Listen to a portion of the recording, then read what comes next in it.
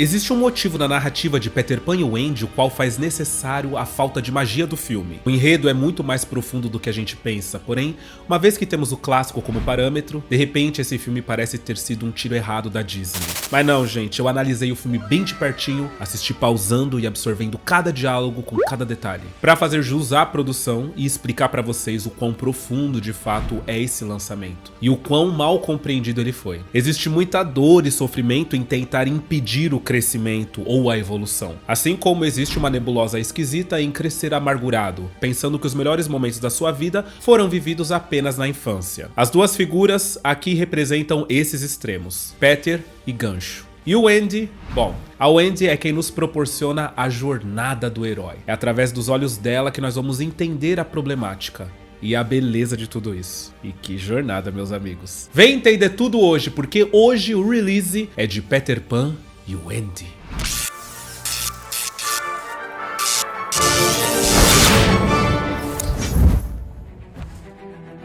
Desde que foi lançado, eu sinto uma necessidade imensa de defender esse filme. Eu vi muitos canais falando da produção, alguns realmente acabando com o filme, e todos eles me davam uma certa angústia, sabe? Eu assistia pensando, mas eu acho que você não conseguiu entender o filme. No entanto, eu próprio não sabia o que é que eu queria defender. Por que é que eu queria explicar esse filme? Eu não sabia de que maneira esse filme tinha se conectado tão profundamente comigo. Até eu reassistir ele com calma e perceber a profundidade da história. Perceber por que de repente eu acho que sim, esse filme, ele é pra essa geração. Esse filme, ele conversa com essa geração. Essa geração que tem dificuldade, de fato, de se tornar adulto. Essa geração que aos 18 anos já começa a mentir a idade porque não quer aceitar a maioridade. E se você se encaixa nesse perfil, fica que esse vídeo é pra você. Se você não se encaixa, fica que você vai entender o que é Peter Pan e Wendy. Antes de mais nada, é interessante a gente entender que essa versão ela tem como foco central a Wendy. Diferente do clássico, onde o Peter Pan é a grande estrela do filme, dessa vez o que nós vamos entender é realmente o peso do crescer, o peso do aceitar não ser mais criança, ainda não ser um adulto e estar nessa transição. Isso fica muito bem representado quando a Wendy ela quebra o espelho e logo em seguida nós a vemos observar o seu reflexo, e o seu reflexo ele tá quebrado, ele tá distorcido. Normalmente no cinema, quando se usa o artifício do espelho rachado, é para dizer que existem múltiplas personalidades dentro da pessoa. No caso da Wendy, é a Wendy criança versus a Wendy adolescente que ela tá se tornando. A Wendy nesse momento ela tá fragmentada, ela ainda não se vê perfeitamente, ela não vê a imagem dela sólida, perfeita, ela se vê quebrada e tenta se entender. Nesse contexto nós vemos que primeiro ela vê a si própria, ainda que fragmentada, e depois experimenta brincos de pérola, que é quem ela vai vir a se tornar, a mulher Wendy. A mãe dela chega em seguida e outro contraste que nós temos são as cores. Enquanto a mãe dela usa cores de roupas quentes, um laranja, um amarelo, um mostarda, para demonstrar o quanto ela é acolhedora e o porto seguro da Wendy, a Wendy tá de azul. Azul no cinema muitas das vezes significa frieza, significa confusão, e aqui a gente não precisa nem explicar porque ela é o contraste da mãe dela. E ainda nesse comecinho a mãe dela canta sobre tudo que vai acontecer no filme, tudo. De adormecer. Ela diz: rumo ao céu poderão voar, estrelas vão admirar, e a saudade vai lhe envolver, pois vão crescer quando o sol nascer. E Peter Pan é exatamente isso, né? Apesar de lá na Terra do Nunca, a gente tem a impressão que se passam dias, né? Porque a gente vê o dia, vê a noite, vê o dia novamente. Aqui ainda é a mesma noite que eles saíram. No caso, saíram para se entender e vão voltar com a certeza de quem são. E isso a gente vai ver no pensamento mágico da Wendy para fazer com que ela flutue no lance de pensar em coisas boas. Segura aí que você vai ver. Existiu a reclamação da falta de cor e magia, mas no meu ver esse filme não é para ser mágico. A Wendy tá no que muitas das pessoas consideram a pior fase do ser humano, a puberdade, que é quando o indivíduo não tem responsabilidade o suficiente para fazer certas coisas que ele gostaria, mas também não lhe é permitido fazer certas coisas que o tornam infantil. Para deixar claro isso na narrativa, quando a Wendy já está na Terra do Nunca e os meninos perdidos levam ela para casa, na verdade levam os irmãos dela para casa e ela segue eles, na porta da casa ela olha pra tigrinha e fala: você não vai entrar? E a tigrinha fala: essa é a casa deles, não é a minha. E ela comenta o fato daquela casa também não ser a da Wendy. Você não vem? É a casa deles, não minha. E acho que também não é sua. Mas eu também não sei onde é a minha casa. Onde eu quero que seja. Mas vai saber. Isso é a exemplificação clara do roteiro dizendo qual o lugar da Wendy, aonde ela está. Ela não é mais uma criança. E ela mesma responde, eu não sei onde é minha casa. Porque nesse ponto da história, ela ainda não se conhece o suficiente. E é na Terra do Nunca que o ser criança e o ser adulto vai entrar em guerra dentro da menina. Quando ela chega na Terra Mágica, que é a Terra do Nunca, logo ela é atacada pelos piratas. A Terra do Nunca é um lugar para crianças, que nunca vão crescer. Então todos os adultos presentes e que têm de fato uma narrativa nesse lugar, representam algo. No caso dos piratas, é a pior versão do que um adulto pode ser. Logo a gente se pergunta quem é que tá atacando eles, o Peter Pan explica, só pode ser o Capitão Gancho. E por que só pode ser o Capitão Gancho? Porque só ele, pra querer matar o Peter Pan logo pelas manhãs. É o Gancho. O Capitão Gancho? Quem mais ia tentar me matar a essa hora da manhã?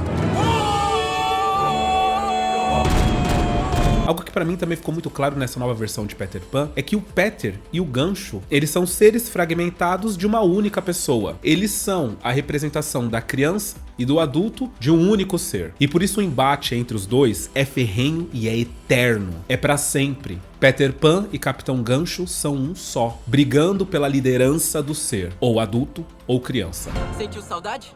Mais do que você imagina. Me acordem se um dos dois matar o outro de novo.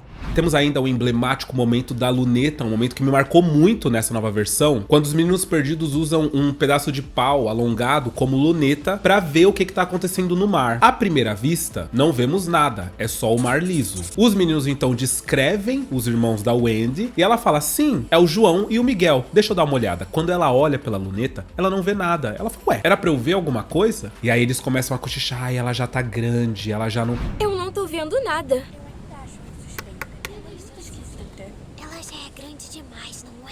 Por quê? Ali eles estão deixando claro que a Terra do Nunca, ela só é encantada aos olhos das crianças. Se você for um adulto, você não vai entender o quão encantada é a Terra do Nunca. Mas o filme se passa aos olhos da Wendy. Então nós temos que enxergar como a Wendy enxerga. Lembra que eu comentei? O primeiro filme tem como foco o Peter Pan. Então o primeiro filme traz a Terra do Nunca aos olhos do Peter Pan. Não necessariamente ela realmente é daquele jeito. Ela só é mágica e colorida porque as crianças que estão ali acreditam na magia. Elas têm a dádiva de serem crianças naquele lugar. Algo que pra Wendy está com o tempo contado, porque a nova fase da vida dela já está se iniciando. Quando ela é alertada pela criança, você tá vendo do jeito errado, imediatamente cai a ficha dela. Tá olhando do jeito errado. Ela fala, ah, e aí quando ela olha de novo, ela vê o irmão dela. Por quê? Ela tem que entrar na brincadeira, porque ela já não faz mais parte da brincadeira. A brincadeira já não é mais tão natural pra ela. E até esse ponto do filme, crescer acaba sendo sinônimo de algo ruim. Poxa, não seria muito mais divertido a Wendy conseguir enxergar a Terra do Nunca, toda colorida, toda linda, toda maravilhosa? Sim, se ela fosse uma criança. Ela não é.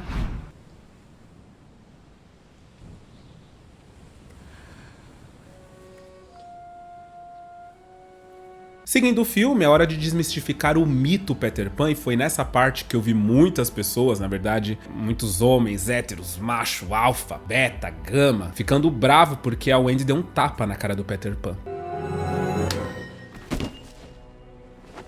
E ela deu um tapa na cara do Peter Pan porque ele brincou enquanto algumas pessoas corriam risco de vida. Nesse ponto, ele se vangloria de ter salvo todo mundo, de ter salvo o dia. E ela fala, você salvou? Que eu salvei o dia. Eu sou Peter Pan. E eu nunca preciso de ajuda. Porque existe certa arrogância dentro dele, assim como existe certa arrogância, mesmo que natural e inocente, dentro de crianças que não conseguem entender que quando elas fazem algo muito grande, normalmente elas fizeram em grupo, elas não fizeram sozinhas. Normalmente teve a ajuda do irmão mais velho, do pai, da mãe, e aqui simbolicamente as coisas são todas colocadas de maneira sutil e simbólica, mas são. Olha só, ela cita a Sininho, que faz ele voar. Ao meu entendimento, a Sininho nada mais é do que a sua consciência, a voz interior, a intuição dele. Que inclusive no final do filme nós descobrimos que ele nunca ouviu a Sininho. Eu queria muito te entender. E eu acho que o Peter também não entende. Ele nunca escuta, não é? Bom, azar o dele, não o seu.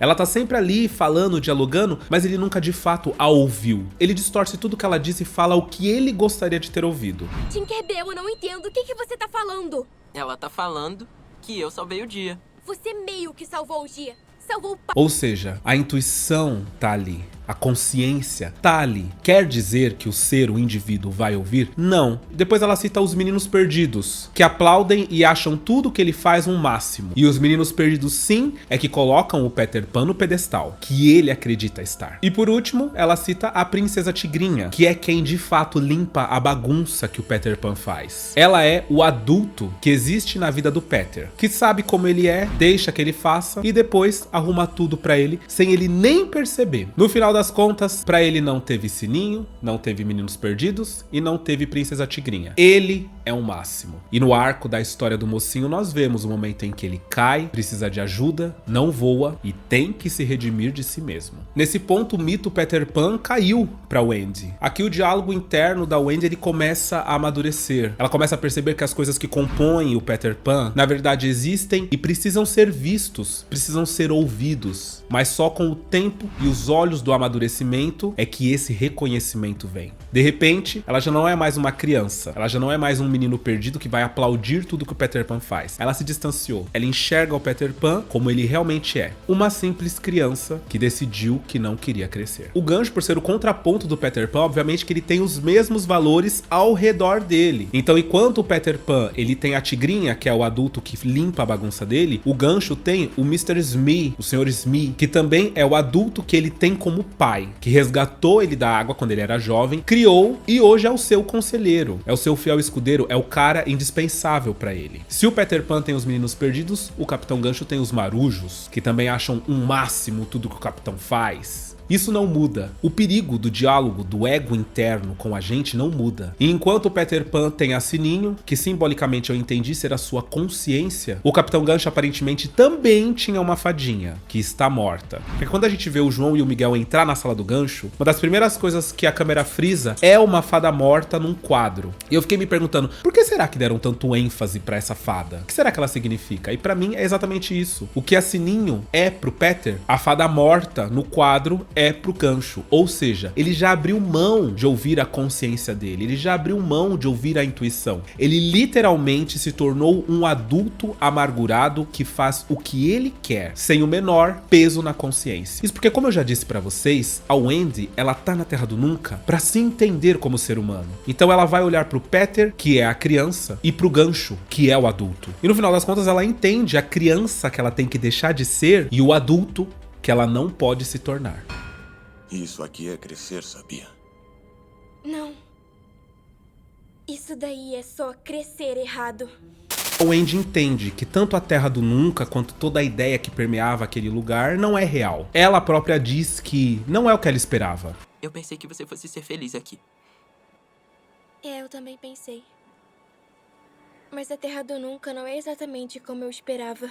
A luneta era de fato só um pedaço de madeira. A Wendy teve que abrir mão do amadurecimento. A Wendy teve que abrir mão de ver as coisas como elas são para tornar a luneta mágica e conseguir enxergar os irmãos naquele lugar. E sob a pressão de ter que andar na prancha e ser jogada no mar para, sei lá, ser comida por tubarões, a Wendy finalmente se vê na situação de pensar em coisas boas para que ela flutue, porque é assim que o pozinho da Sininho funciona. Você pensa em coisas boas e elas te flutuam no ar. E enquanto lá no começo do filme, quando ela tem que pensar em algo bom, ela pensa na sua infância, ela pensa na sua época de criança, quando ela não precisava ter responsabilidades ou coisas do tipo. No arco final do filme, ela pensa no que vem a seguir, ela pensa na jovem que ela vai se tornar, ela pensa em todas as oportunidades que ela vai ter, ela pensa nas coisas que ela vai vivenciar e ela pensa na senhorinha feliz e satisfeita que ela vai se tornar deitada num sofá quentinha, gostosa, daqui muitos anos. O Peter Pan e o Gancho nessa versão, eles se entendem, eles conversam.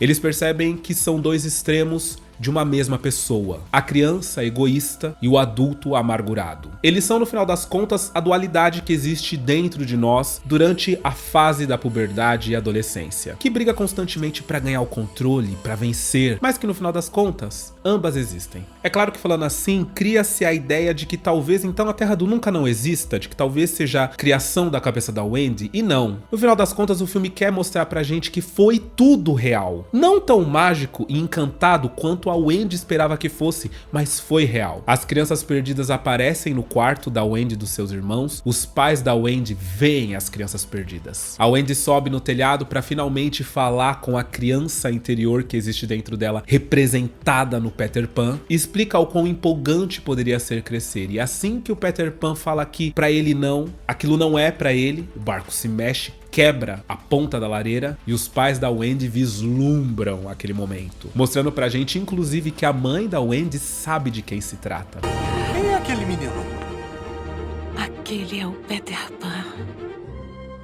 Será que ela própria experimentou essa aventura quando jovem? Existem teorias, hein? O fato é que vê-la dizer quem afinal de contas é que está ali em cima daquele barco, passa pra gente a ideia de que o Peter Pan, ele é mais velho do que a gente imagina. E que os embates emocionais entre a juventude e a vida adulta sempre existiram e vão continuar existindo por muito tempo. A história, afinal das contas, é sobre a Wendy e como é estranho e problemático brigar com o tempo e resistir às mudanças naturais que a vida apresenta. Ela começa o filme não querendo crescer e termina entendendo que por mais que tudo pareça incrível em ser criança para sempre, forçar a não mudança não vai evitar que mesmo assim as coisas mudem e percam a graça. Visto a Terra do Nunca, que ela jurou que seria um lugar completamente mágico e no final das contas, é apenas mais um lugar. E isso é que explica a falta de cores e de magia. Ao meu entendimento, nunca foi da vontade do diretor tornar a Terra do Nunca um lugar mágico e convidativo, como clássico. Um lugar que corroborasse para a ideia deturpada de crianças que não querem crescer. A Terra do Nunca não poderia parecer um refúgio de salvação. Ela tinha de fato que parecer apenas mais um lugar, que é encantado apenas no olhar de uma criança, que transforma tudo que vê. Assim como a luneta, que também não era real, mas era nas mãos de uma criança. Só que aqui vamos ver do ponto de vista da Wendy, do ponto de vista de alguém que está deixando a infância e adentrando aos ensinamentos da fase adulta, com medos, receios e resistência. Então, em partes, a Terra do Nunca é sim encantada, mas em partes é um lugar que, olhando bem, dependendo da idade, é apenas solitário. E essa, ao final das contas, é a mensagem. Não existe magia em não aceitar crescer, pois no final das contas, crescer é a maior aventura de todas.